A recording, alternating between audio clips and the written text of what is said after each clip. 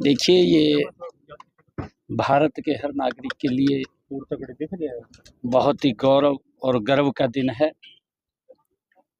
कि अंतर्राष्ट्रीय योग दिवस 11वां योग दिवस बड़े हर्षोल्लास के साथ हम मना रहे हैं।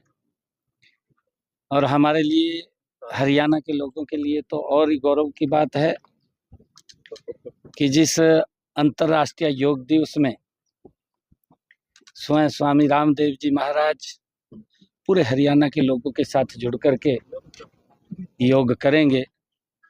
और उस कड़ी में हमारा कुरुक्षेत्र, जहाँ भगवान योगेश्वर की ये भूमि है और जिस भूमि से भगवान श्री कृष्ण ने सर्व मानव जाति के लिए कर्म का और योग का, ज्ञान का संदेश दिया, ये हम सब के लिए गर्व की बात है कि स्वामी रामदेव जी महाराज इस पवित्र भूमि से सबके साथ जुड़ करके योग करेंगे। और लाखों की संख्या में हरियाणा में लोग इस योग के साथ जुड़ करके, क्योंकि वो संदेश कि हर व्यक्ति स्वस्थ हो, हर व्यक्ति जब योग के साथ जुड़ता है तो बीमारियां दूर भाग जाती हैं, और जब योग से व्यक्ति दूर होता है तो बीमारियां उसके नज़दीक आ जाती हैं। तो हमें जो हमारी ऋषियों की, हमारे संतों की ये प्राचीन परंपरा पद्धति रही है, जो हमें एक उपहार के रूप में मिली है, हमें अपने जीवन में उसको उतारना चाहिए। और कल का जो योग दिवस है उसको ऐतिहासिक बनाने के लिए मैं अपील करूंगा पूरे हरियाणा प्रदेश के लोगों से, एक भी व्यक्ति घर में न रुके। हाँ, सारे के सारे बाहर निकल के। हरियाणा के लिए गौरव की बात है। जी जी, स्वामी जी के सानिध्य में होगा। बिल्कुल बिल्कुल, हम सब के लिए बड़े गर्व का पल है। एक तो योग हमारा गौरव है जी, और दूसरे हमारे मुख्यमंत्री जी हमारे गौरव। एक निष्कलंक, निर्विवादित, निराभिमानी और स्वाभिमानी ऐसे मुख्यमंत्री जो योगी हैं, निरोगी हैं, सबके सहयोगी हैं और हरियाणा के लिए घने उपयोगी है। ऐसे मुख्यमंत्री जी जो सदा, योगी की एक परिभाषा होती है प्रसन्नाननम, भगवान शिव से लेकर के भगवान कृष्ण से लेकर के भगवान राम तक सबके लिए कहा जाता है प्रसन्नाननम, जिनके चेहरे पर सदा प्रसन्नता रहे और 18-18 घंटा योग और कर्मयोग पुरुषार्थ करें। तो देश के प्रधानमंत्री श्रद्धेय नरेंद्र मोदी जी के मार्गदर्शन में जो 177 देशों के समर्थन से इंटरनेशनल योग डे मनाया जा रहा है पूरी दुनिया में, वो जो है विशाखापट्टनम में होंगे समुद्र के किनारे। और यहाँ भाइयों महाराज ब्रह्म सरोवर समुद्र तक कम को नहीं माने, जिसने छोटे छोटे जोड़ देख रखे है ना, उनने तो यो मारा तो यो ही समुद्र भर का है। और अड़त है योग का ज्ञान, योग की भक्ति, योग की शक्ति, योग की वो आध्यात्मिक सामर्थ्य, योग का दार्शनिक पक्ष है सब में एक ही परमात्मा, एक ही आत्मा, आत्मा हम शिवो हम रामो हम कृष्णो हम हनुमत हम।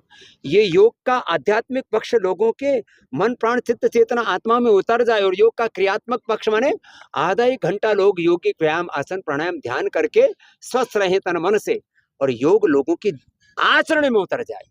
घर में लठ बज रहे तो वो घर में जो आपस में कलह हो रही है वो भी योगता मिटेगी। तो हम आधा हिंदी में सिखाओगे, आधा हरियाणा में।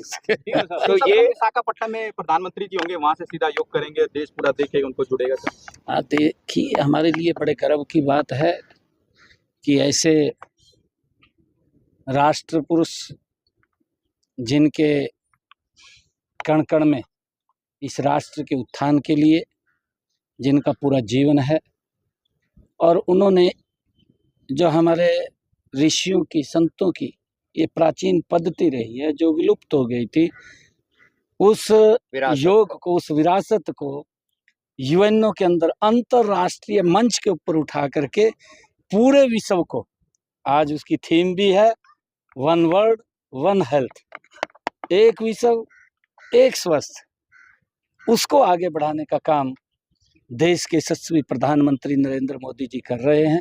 पूरी दुनिया कल इस योगा के साथ जुड़ेगी और जैसा अभी स्वामी रामदेव जी महाराज ने हमें कहा है कि योग को अपने आचरण में ये उतारना चाहिए। और हमारे प्रधानमंत्री जी योग को अपने आचरण में जीते हैं। वो योगी भी हैं, वो योद्धा भी हैं, और वो हमारी सनातन संस्कृति के सबसे बड़े पुरोधा भी हैं। और वो झंडा यहाँ पर सुभाष जी ने और हमारे नायब सिंह जी ने उठा रखा है। बाकी कल करेंगे बात। मैं पूरे